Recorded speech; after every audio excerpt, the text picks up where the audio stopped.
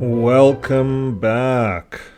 Well, today we were talking about fear and control. This is how many of the cult leaders around the world that have groups of people, they will use fear to manipulate their minds. And it's a real thing. The governing body does know about it. In fact, they used this on one of their talks. This was given to us thanks to one of the viewers from Holland. So thanks for sending this in to us. Here it is. Let's look at this. I'll get it set up here. Set free from what? Paul says, from the slavery to the fear of death. Now, why is that significant? You see, people who are in fear of death are constantly afraid. And as a result, they can be manipulated and controlled. So there you have it. He said it clearly. If a person is afraid for their lives, it's easier to manipulate and control them. The governing body understands this. So you can't get much clearer than that. And the scripture, I wanted to just see where he was getting his scripture from and so on and so forth. So I went over to their website here, and I just plugged in from slavery to fear. It comes right up right away. Fear of death. How can you overcome it? And brings you to this article. Fear of death. How can you overcome it? The Bible's answer, we rightly fear death as an enemy and take reasonable steps to protect our life. However, an irrational fear of death based on falsehood or superstitions makes people subject to slavery all through their lives. And the scripture in Hebrews is the one he was referring to, I think. And it says here in Hebrews 2:15, and that he might set free all those who were held in slavery all their lives by their fear of death. So the Bible even talks about this, about people that are held in slavery just through fear. In this case, fear of death. Now, isn't this what the governing body uses on their people, on their audience? Fear of death at Armageddon, fear of death if you're not the one, if they're the only ones to save you, there's a fear, right? And that's what they're implementing. Now here they're talking about fear of death as an enemy. They show that scripture that he quoted and how this fear makes people vulnerable, moldable. The leaders can control them. So here it talks about the truth of fear, the dead are not conscious, the typical thing Jehovah's Witness literature talks about. But then that's it. There's nothing else on this. There's a bunch of related articles down here. But that's it on this subject, the Bible's answer, the truth about death. It's the fear of death is what molds you. Let's go back to that. Let's go back to the studio. Let's listen to him again. Set free from what? Paul says, from the slavery to the fear of death. Now, why is that significant? You see, people who are in fear of death are constantly afraid. And as a result, they can be manipulated and controlled. So there you have it. People that are constantly in fear of death can be manipulated or controlled. Now let's go back to their Watchtower site. Let's go right back to the beginning of the Watchtower site. If you're to look at the Watchtower site today, this is what you have on it. The very first thing they have is people losing trust in politicians. Now, you get into this article, there's a certain amount of fear that you get out of this article. That you can't trust the politicians around you. Careful whom you trust. Lots of warnings. A leader that you can trust, well, they're pointing to God's kingdom, Jesus Christ, who Jehovah runs, of course. And then they give a bunch of more articles. But it's a warning to the people. Be careful who you can trust. Then we come down here. They talk about mental health, but they talk about nothing about the mental health. Then they talk about who will save the earth, and then interfaith. Well, the interfaith one is all about you can't trust all the other religions out there. It's all wrong. They're all on the wrong side of the fence. They're all evil. Who will save the earth? It goes on here, and this blows me away every time I look at one of their articles on this. Who will save the earth? Will human efforts succeed? No. Blah, blah, blah. A reason for hope. Why human effort alone will not save the planet. And how the change must come about. So Jehovah's going to fix it all. And that means that you just play a waiting game. So you're waiting and waiting and waiting. You do nothing, but you wait and wait and wait. You see, that's not what I read when I read the Bible. And they even quote the scripture here in Genesis, but they don't apply it. The scripture in Genesis says that God created the earth and he assigned humans, it's right behind me, he assigned humans the responsibility of caring for it. So would that not mean that all of us individually have an assignment to care for the earth? We're all responsible? The message was given to Adam right in the beginning that his offspring were supposed to care for the earth. So as Jehovah's people, theoretically, wouldn't they have a responsibility to care for the earth? All the religions on earth have a share. They plant trees every year. They have national tree planting days. But Jehovah's Witness religion, it just prints more literature. More literature, more literature. More trees have to come down to print that literature. More door-to-door work, which means more people are driving around wasting gasoline. Especially up here in Canada, you're running your heaters all the time. It's really cold outside. So if you're in the ministry, when it's winter, you're in your vehicle. Your vehicle keeps you warm. So lots of gasoline is being spent by this preaching work, this nonsense work. So the religion has nothing to give back when it comes to honoring what the scripture says. It's a responsibility of all of us when it comes to looking after the planet. It's not a waiting game, waiting for some miracle to take place.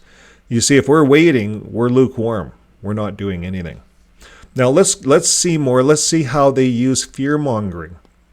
All the way through, we've been following the site. We're not going to get into each one, but here it is. Here's the headlines. Is World War inevitable? There's a fear-mongering one. You get into there, and of course, it's only through the Watchtower you're going to gain salvation. Flooded with misinformation. You can't believe anything out there. Fear. You have to be fearful. If you stick your head outside of the box, be fearful. Get back into the Watchtower box. You can't believe anything out there. Why is politics so divisive? They're tackling politics again. Next one. Will the violence in this world ever end? They're going on and on about it. Now they bring up the Holocaust. Of course, it was Holocaust Day. But they're the only ones that were persecuted. They did not mention any of the millions and millions and millions. In fact, in that, the war alone took 45 million people, that war. It took more people than we have in the country of Canada. Died in that war. Now, they go on to talk about what does the future hold. Again, a negative supposition, a negative question. It's a question. You get into that, well, it really is nothing until you're saved through them. And again, they're going at politics. Should religion be involved in politics? So this is it, folks. It's a fear-oriented website. They understand it. The governing body understands this, and it slips out every once in a while in their talks. And of course, they're applying it in a different way. They're not applying this stuff to themselves, but the rules are there. How does it work? Well, you don't have to go far. You can look this up yourselves, but let's just look at a few for instance here. Fear Right off the bat, it says when one is gripped by fear of a threat, or real or imagined, their rational and higher cognitive capacities shut down, making them easy to manipulate, especially if you can promise a safety net. So if there's a bear chasing after you and you're running and there's a truck right ahead and you just have to jump on, and you jump on and the truck takes you off to safety, but that truck is a truck of bandits and they rob you and maybe they kill you anyways. I don't know. But you see, this is the thing. The Watchtower presents himself as a safety net, and that we're all running for our lives. We're all running from Armageddon. Armageddon's going to happen any day now. And we hop onto the Watchtower bus, and that's the safety net. And so this is what fear does. Fear of being disfellowshipped, fear of being shunned. If you want to leave the religion, now you have a different type of fear. It's a fear of being shunned. It's always there, every day, 24 hours a day. You don't want to be shunned, and especially if you're starting to wake up and leave the religion. So this is big. How are we controlled by fear? Fear invokes the flight or fight syndrome.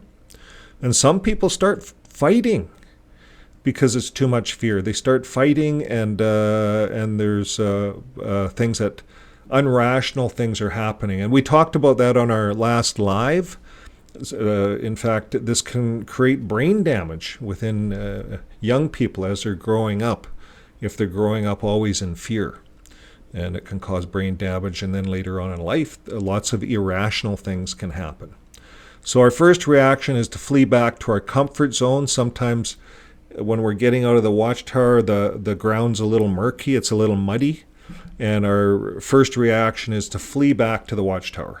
That seems to be the safe place. But sometimes we just have to get through the murkiness, the muddiness, and then we hit dry ground.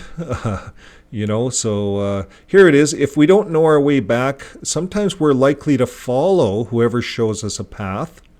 And you got to be careful who you start following, because the nature of fear makes us easy to manipulate. So we have to be careful coming out of the Watchtower. Now, why do people use fear to control people? One of the most common ways to control people is to spread fear and panic amongst them. Especially, it's being used by governments. This is a way very effective, because fear and panic do not let people criticize, analyze, and think in the right way. So even in the Watchtower, if we're always afraid of being disfellowshipped, we're afraid of Armageddon coming, let's say we're practicing a private sin. Let's say we're smoking, maybe marijuana's allowed now in your country or something like that. And you're always afraid of being caught. Afraid, do I have it on my clothes? Do I smell like it? You're always afraid. This happens. And it's not good for our brains, because we're always afraid of something there's nothing wrong with it. Or alcohol. Does my breath smell like alcohol? I had a glass of wine, and you're at the meeting. So you're at the meeting and we better stop and pick up a package of gum. You're afraid, right? Rather than just saying, I had a glass of wine at supper. No big deal. Oh, you come to the meeting intoxicated? You know how that goes. So we're afraid to be who we really are because of being judged, right? So fear is a strong emotion. And how can fear be used to manipulate? Well, ad campaigns based on fear, and that's what the Watchtower is. We just looked at it when we're over at their website. This is an ad campaign. When you get into watchtowerjw.org, that's their ad campaign. This is for the members. Right now, they don't want them trusting politics, misinformation. Don't go online. They're preparing them because there's lots of negative press out there. So they're preparing their people. So, ad campaigns based on fear, sometimes referred to as shockvertising, have become increasingly popular in recent years. And fear is a strong emotion, and it can be used to manipulate, persuade people into making emotional rather than reasoned choices.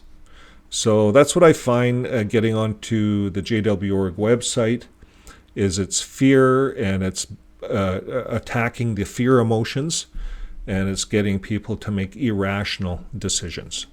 So that's all I have for this. Thanks again to the viewers for sending this information in, and keep it coming, and we'll keep making the videos. We'll see you next time. Bye for now, and keep living your life with love. Maybe go out and help a little old lady across the street, or maybe help the next door neighbor or the neighbor down. Maybe you notice there's some older couple living alone, and they could use some help with their grass getting mowed, things like that. Those are ways that we can really show some agape love, neighborly love. Just that love that doesn't take anything. Or you got to be careful picking up hitchhikers. I never recommend that, but doesn't mean it's always a bad thing. So thanks again, folks, and we'll catch you next time. Bye for now. Thanks again for watching. We appreciate your comments, your dislikes, and your likes. If you would like to support the channel, just press join and buy us a coffee once a month. Until next time, keep dancing, smiling, laughing, and most of all, keep loving those around you. And have a great day. Produced by Fixing My Faith.